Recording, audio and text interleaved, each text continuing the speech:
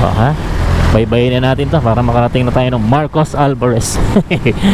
May pagdiin na kasi hindi, nung nakaraang video hindi ko alam yung pangalan ng daanan. Oy, what happened?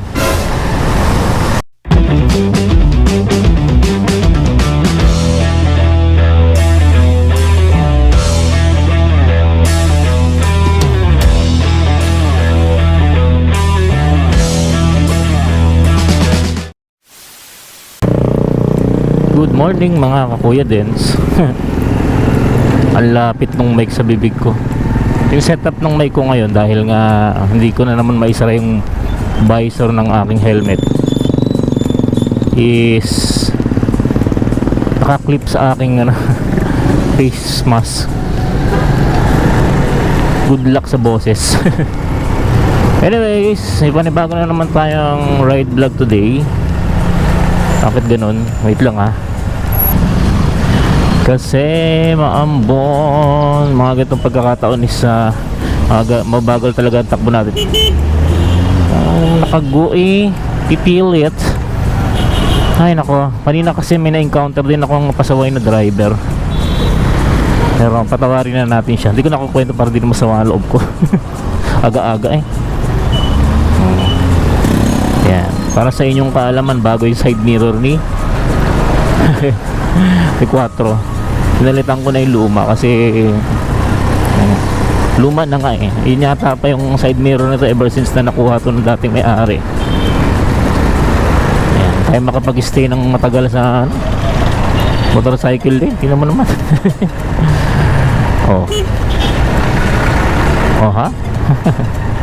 Oh, balik na tayo dahil dyan. Ayan.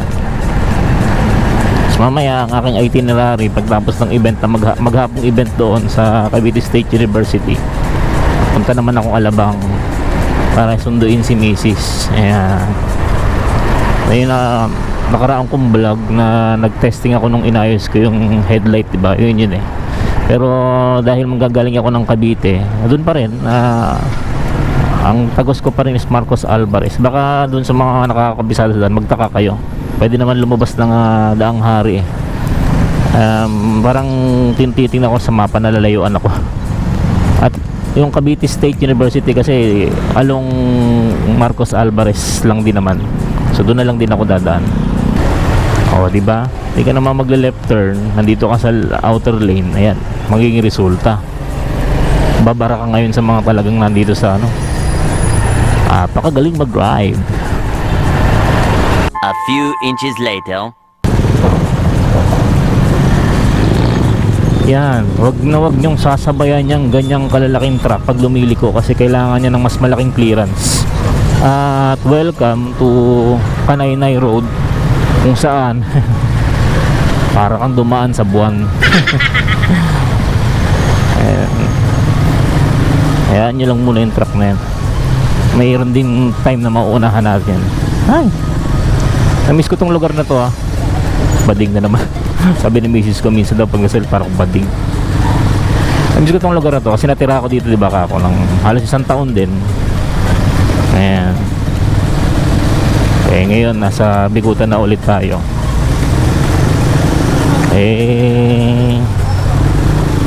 Nakamiss lang. Sana wag na lumakas yung ulan na yan.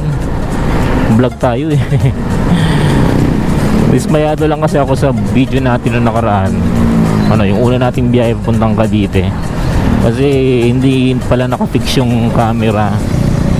At gusto ko kasi nakikita kahit paano yung dashboard. Yan.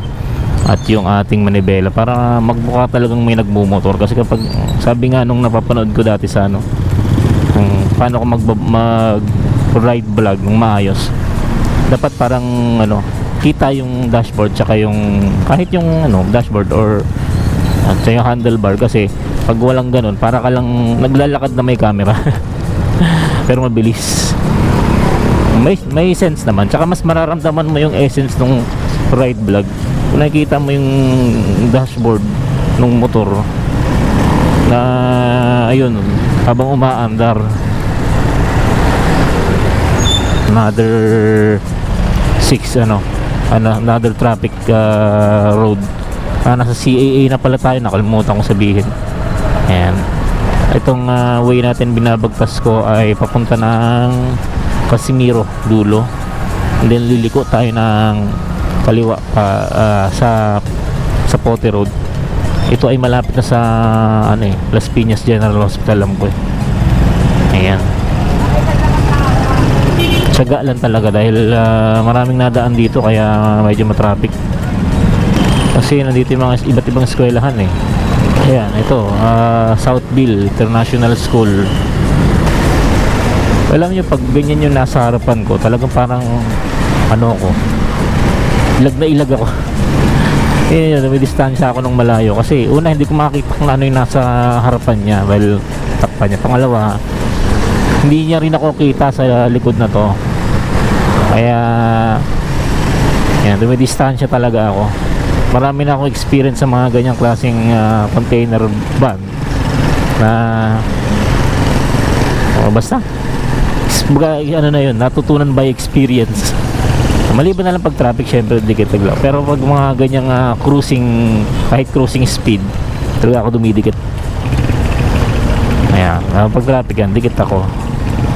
Ayan, di ba? Ayan, dyan, pwede sana dumaan dyan papunta doon, kaya lang kailangan may sticker ka dyan, tsaka hindi kaya makakalusot dyan sa tawag ito, sa bridge ng papuntang Cavite dyan, kasi yung pinadadaan lang yata doon kotse. Well, dito na tayo sa Pote Road kung saan another matraffic na daanan na naman, at parang naririnig kong lumalakas lalo yung ulan. Okay lang yan kasi nakapote na naman tayo.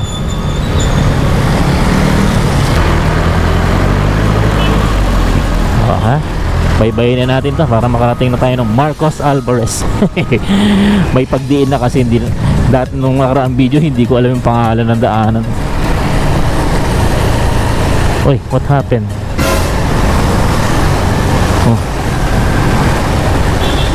Biglang namatay yung biglang namamatay yung aking biglang tumawid si kuya, yung aking ilaw. Bakit kaya? Something's wrong.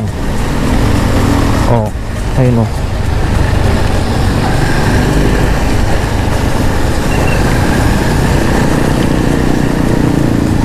Sa dashboard ko ba lang? Sa dashboard ko lang ba yun? Or what happening? Mamaya na natin yan iisipin. Bye-bye muna tayo. A few moments later. Kaya lumuwag yung terminal ng pero hindi, kung lumuwag yung terminal ng battery, wala. Dapat pati yung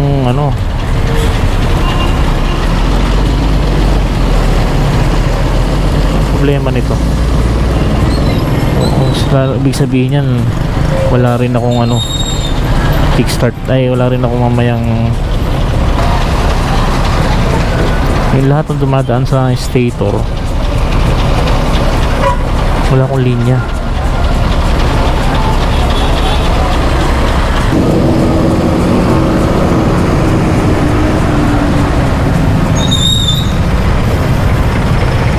Problema mo, dude. Bale, malaman natin ito pagka wala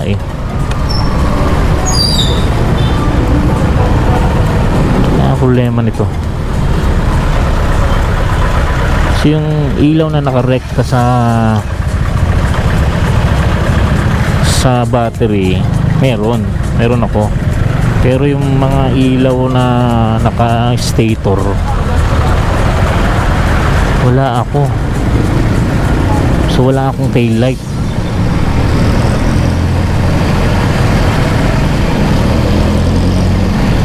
Aba, nung nangyayari sa'yo 4.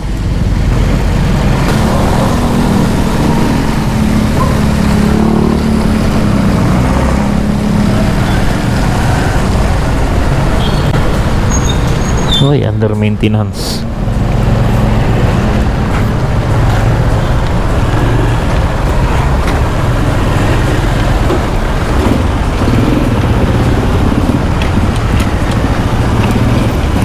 few inches later.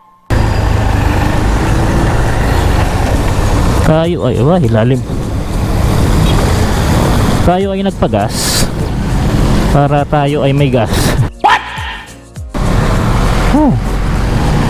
Wahoy, talim nun ah. Sanggala. Nadaanan ko yun, tusok ang gulong ko. Anyways, nandito na tayo sa Marcos Alvarez. Kanina medyo nararatel ako kasi bigla-biglang nawawala ng kuryente itong si 4 ba, sa di malaman dahilan. Yung linya na nirekta ko, yung headlight, meron. Pero yung mga nakadiretso sa stator or nasa diretso sa susian, nawawala. Hindi ko alam kung anong dahilan.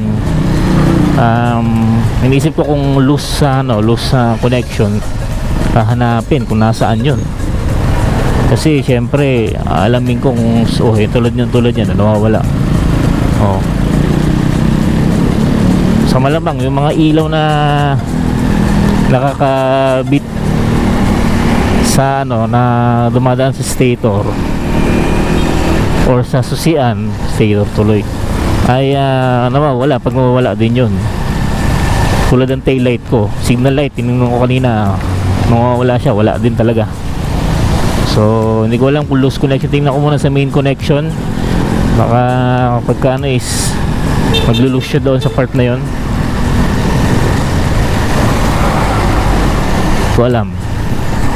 Pero ayun nga, tinesting ko naman gumagana yung electric start. Malaman natin kung anong problema yan. Yari tayo niya mamayang gabi. Yung ang tawag ito, taillight kasi medyo ako doon, sensitive.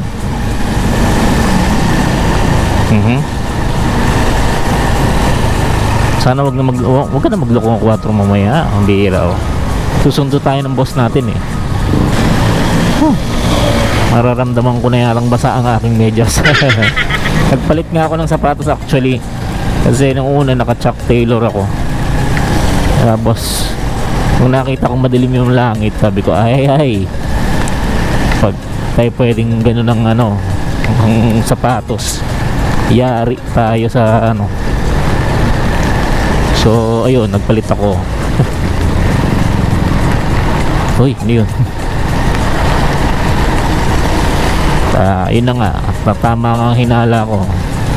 Sa ako nakakalayo sa bahay ito nga yata yun. Tingnan natin.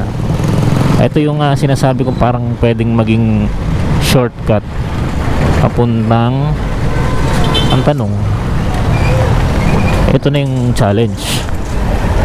Paano ko pupuntahan ang Cavite State University dito? Ayan nga, natin magtanong-tanong tayo kung may nakakaalam.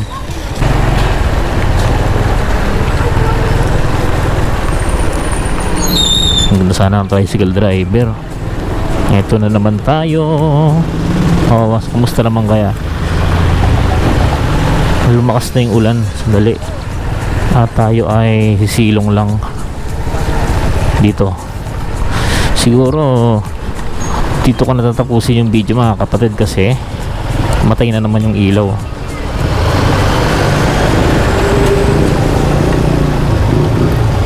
Maulan na at update na lang ako kung nakarating na ako sa lugar na pupuntahan namin. Okay? Maulan na at basang-basa na rin yung GoPro. You know the drill. Subscribe, like, and share our videos. Kaya Dens, naliligaw papuntang Cavite State University. Signing off. Hihi.